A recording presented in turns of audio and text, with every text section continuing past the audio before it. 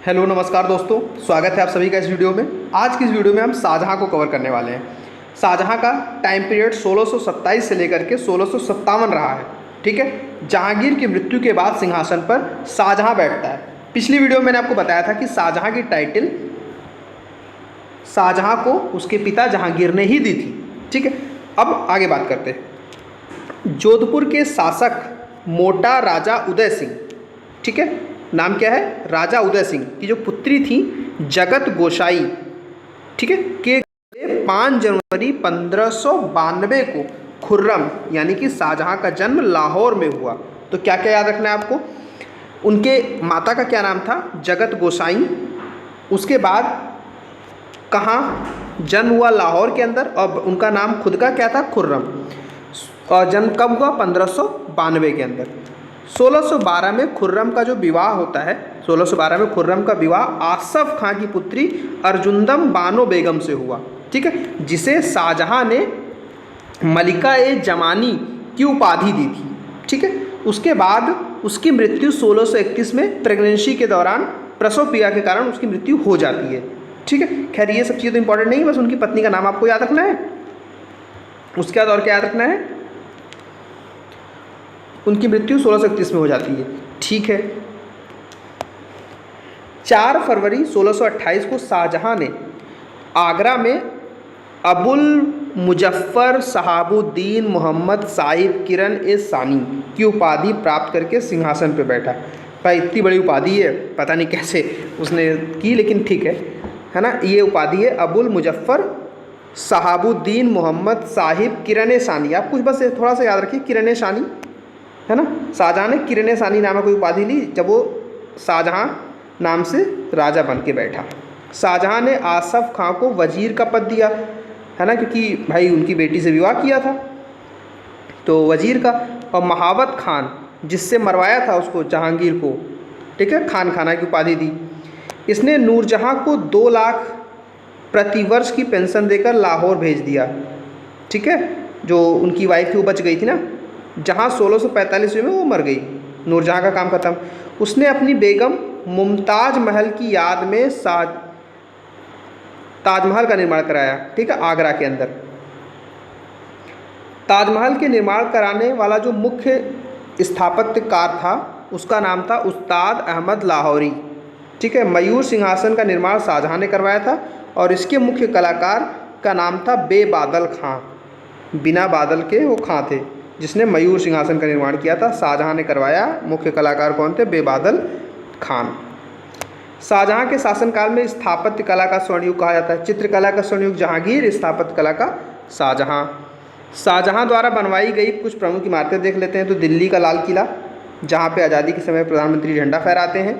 दीवाने आम, दीवाने खास, दिल्ली जामा मस्जिद, आगरा का मोती मस्जिद और ताजमहल। मतलब देखो लगभग दीवाने जिसके आगे लगा शाहजहाँ ने बनवाया। ठीक है, शाहजहाँ ने 1638 में अपनी राजधानी को शिफ्ट किया, कहाँ, आगरा से दिल्ली।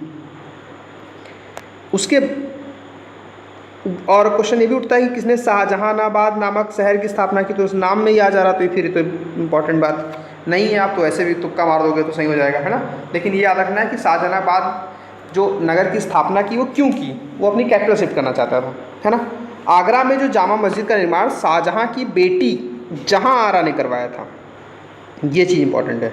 आगरा का जो जामा मस्जिद है उसका निर्माण किसने करवाया था, शाहजहाँ की बेटी जहाँ आरा ने। उसके बाद शाहजहाँ के दरबार के जो प्रमुख चित्रकार थे मोहम्मद फ़कीर एवं मीर हासिम।